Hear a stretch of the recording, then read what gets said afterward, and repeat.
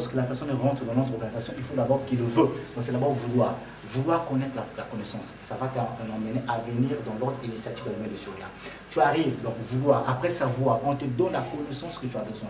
Et dès que tu as la connaissance que tu as besoin, qu'est-ce que tu dois faire? Tu dois oser pour vérifier si cette connaissance-là est vraie et réelle. Dès que tu finis d'oser, tu dois te taire, de cacher les choses, parce que les vraies choses ne se donnent pas aux chiens, a dit le Christ. A dit le Christ. Eh bien, c'est ce que nous allons découvrir ensemble. Vous allez constater qu'avec moi, nous allons faire ce périple voyage ensemble. Comment est-ce que ces enseignements sont donnés? Certaines explications nous ont été fournies par lui-même, le grand maître. Mais qu'est-ce qui nous dit que l'extérieur peut refléter l'intérieur? Ensemble, nous allons découvrir à l'intérieur où se cache le grand maître quand il veut dire quelque chose ou il veut faire quelque chose, pour ne pas parler des laboratoires. Parce que la connaissance, comme on dit, elle ne se transmet pas aussi facilement que peuvent être les explications sur ce mur. Donc on va continuer à l'intérieur.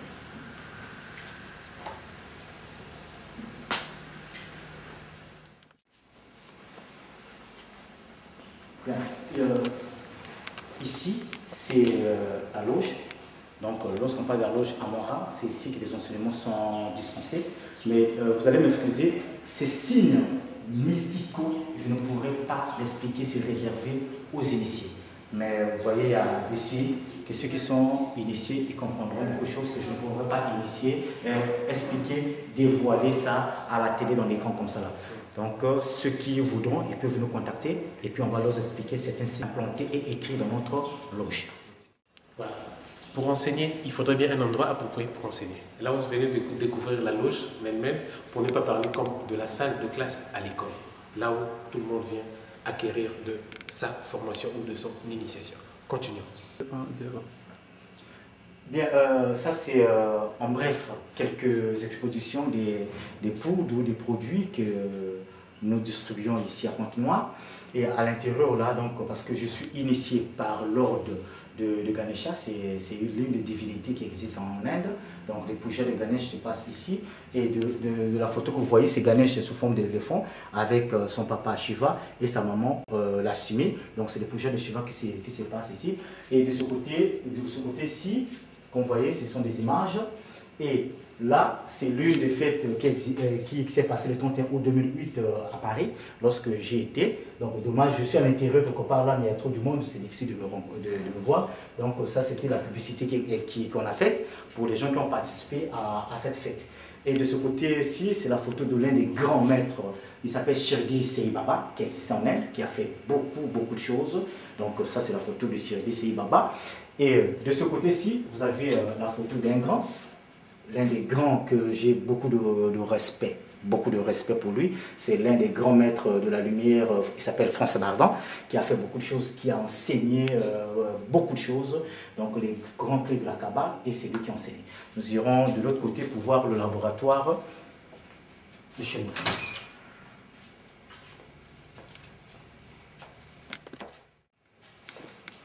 Bien, monsieur le journaliste, c'est ça, c'est le laboratoire. Donc la majorité de nos produits sont fabriqués par nous-mêmes. Donc ici, c'est le laboratoire, c'est ce que nous fabriquons, nos produits, qu'on expédie chez les gens, comme on a des correspondants passés par là, en Inde, en France, dans divers pays, en Belgique.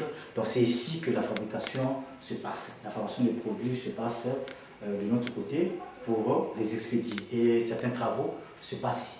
Alors, maître, c'est vrai que nous sommes dans le laboratoire, nous voyons beaucoup d'ingrédients, mais dans votre connaissance, si immense soit-elle, nous avons remarqué une grande connotation, que ce soit sur les images, les photos, autres, sur la religion, sur les religions et aussi sur l'une des religions où vous avez fait état de l'islam et du christianisme.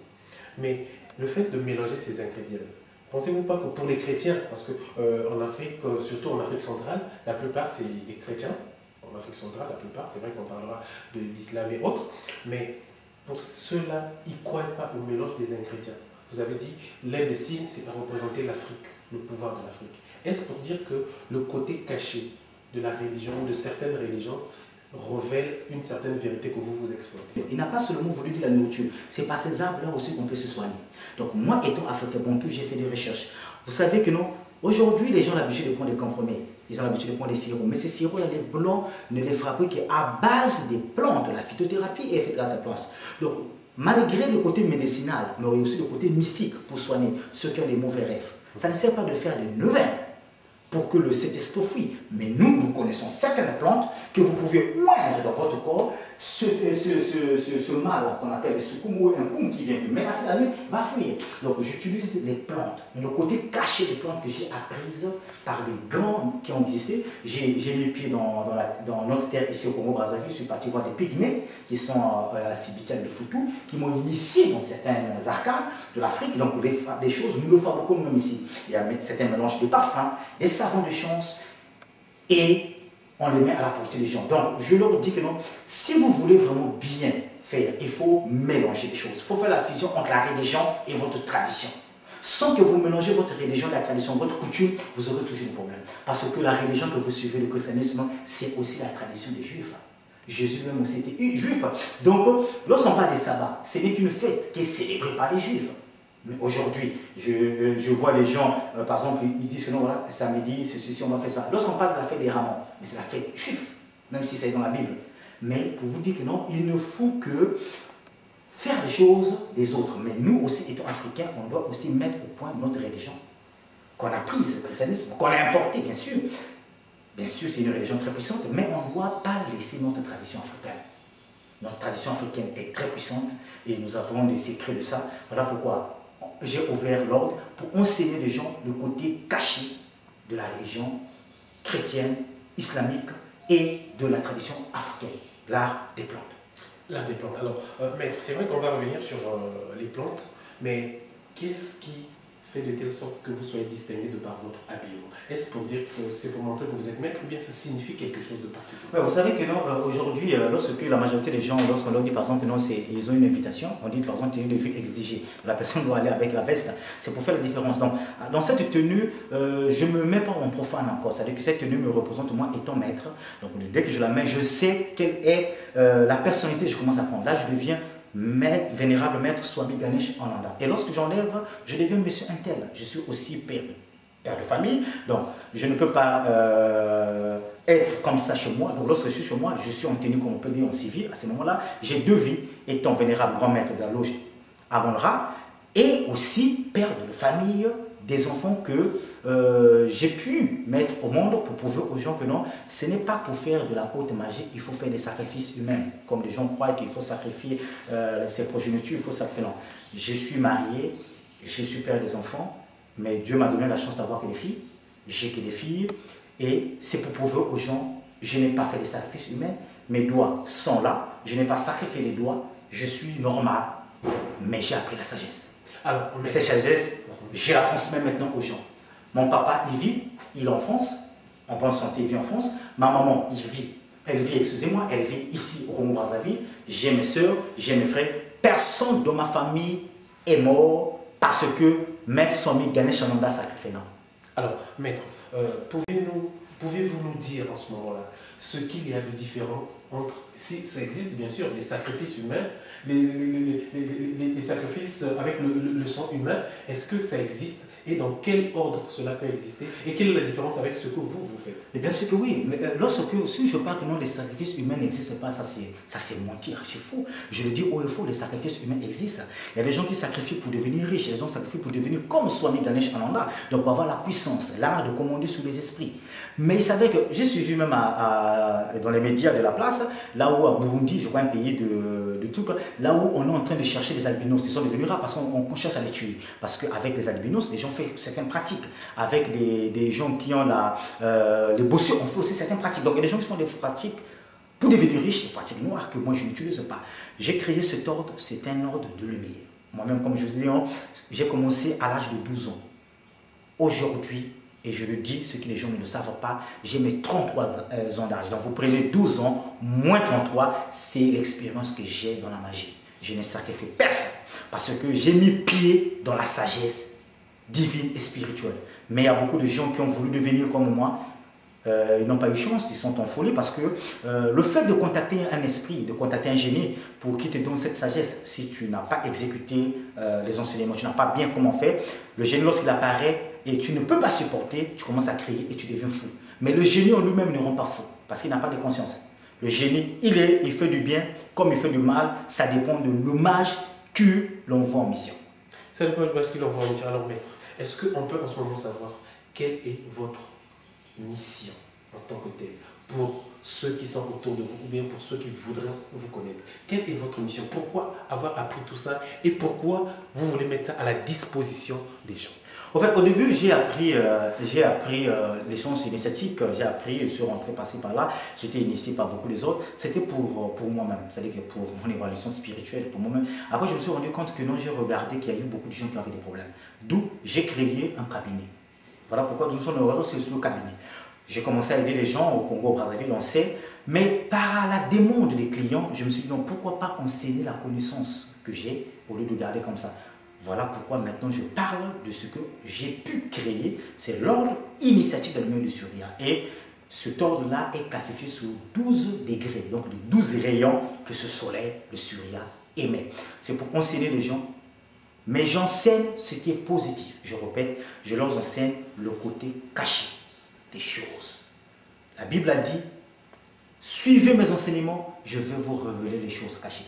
Mais si les choses cachées sont révélées à ceux qui connaissent, pourquoi la Bible cache-t-il les choses si la Bible n'a pas un côté ésotérique? Les gens m'ont dit, m'ont appelé que non, maître Somi Ganesh, dans la Bible tout est dit, il n'y a rien de caché. Mais pourquoi alors il est dit dans la Bible que si mon peuple périt par manque de connaissance? Mais si toute la connaissance est à l'intérieur, pourquoi le peuple peut encore périr? Pour vous dire que non, la Bible n'a pas tout dit, on n'a pas tout mis dans la Bible. Il y a des côtés cachés, ésotériques de la Bible. Ce sont ces côtés-là que nous allons mettre à la portée de ceux qui viendront nous côtoyer. Jésus l'a dit que à vous, je vous donnerai les clés du royaume des cieux. À eux, de peur qu'ils soient sauvés. Donc même nous-mêmes fait la dissection. Il faut être né avec cette connaissance spirituelle-là. Et lorsque tu apprends chez les autres, tu deviens un vénérable grand-maître, tu peux aussi enseigner. Ce n'est pas donné à n'importe qui. Comme la Bible dit, il faut être élu. Il faut être élu. Alors, ensemble, vous et moi, vous avez compris que certains mages spirituels, comme il l'est, lui, ont une mission spécifique. Sa mission à lui consisterait donc à enseigner les gens, à les orienter afin qu'ils sachent prendre soin d'eux-mêmes par eux-mêmes. Mais les côtés cachés sont toujours révélés pour certains, mais pour d'autres, les côtés cachés resteront cachés parce qu'ils sont appelés côtés cachés. Alors maître, c'est vrai que vous nous avez appris un certain nombre de choses, non seulement sur vous, sur ce que vous faites, sur votre mission.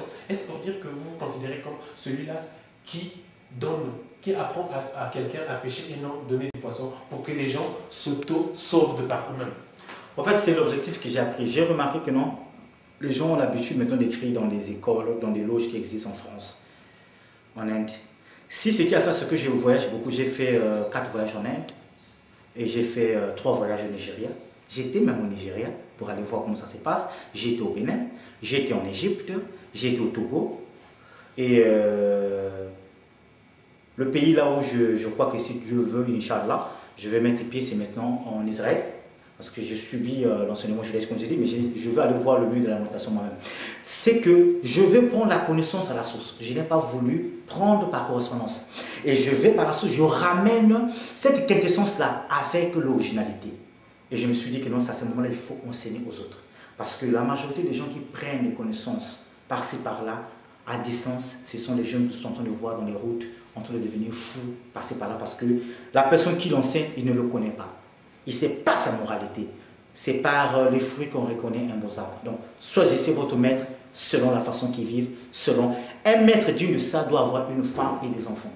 Un maître digne de ça, sauf si c'est un sado. En Inde, il y a des grands maîtres qui n'ont pas de femme. C'est sa mission. Et il ne vit pas en famille. Il ne vit pas avec des gens. Il vit sous les montagnes de l'Himalaya. Ceux-là, on l'accepte. Mais un maître qui vit normalement doit avoir une femme et des enfants. Si vous remarquez un maître qui vit à seul, il n'a pas de femmes, il n'a pas les enfants, c'est un maître, il faut faire très attention, il faut le craindre. Si vous remarquez un maître, là vous rentrez chez lui, tout est noir, sa façon de s'habiller, sa façon de faire, il faut faire très attention parce qu'on reconnaît un bon âme assez fourré, sa façon de faire.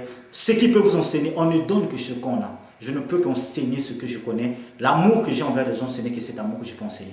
Et si je suis un maître qui fait de la magie noire, qui tue les gens, qui fait des pratiques noires, mes initiés aussi, ceux que je vais initier feront pareil. Donc, jusqu'aujourd'hui, cela fait beaucoup d'années que j'enseigne, mais je n'ai jamais fait des pratiques négatives pour tuer qui que ce soit.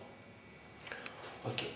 Merci beaucoup, maître. Alors, on va peut-être continuer notre visite. C'est pour découvrir un certain nombre de connaissances, toujours. Bien, ici, Monsieur Tête, nous sommes dans mon bureau. C'est ici que je reçois des gens. Donc, lorsque les gens arrivent, la première fois, c'est ici que je les reçois pour discuter, pour savoir s'il faut faire des travaux ou quoi. Parce que ce n'est pas toutes les choses qu'il faut faire des travaux.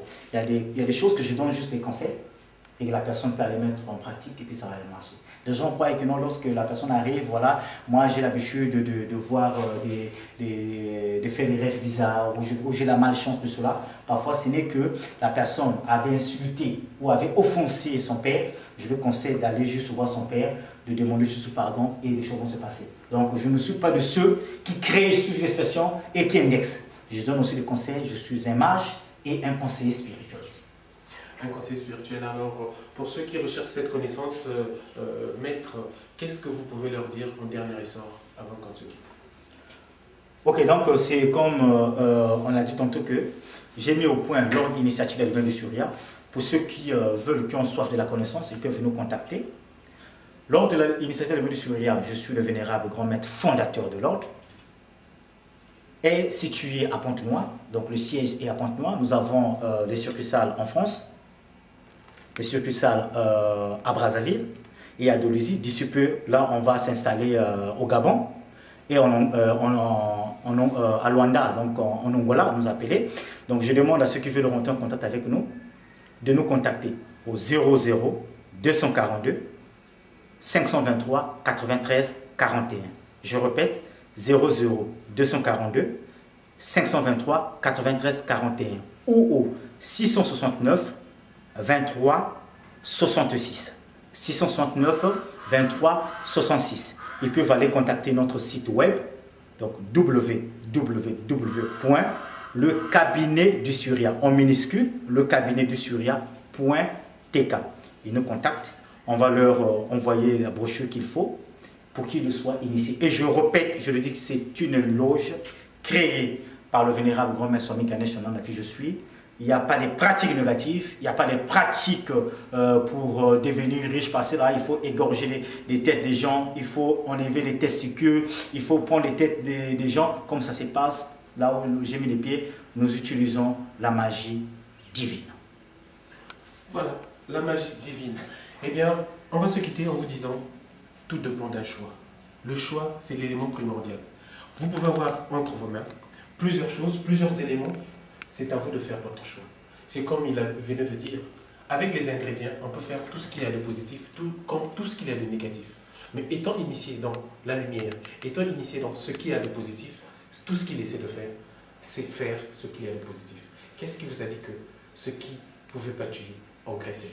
C'est ce que nous avons découvert avec cet ordre-là.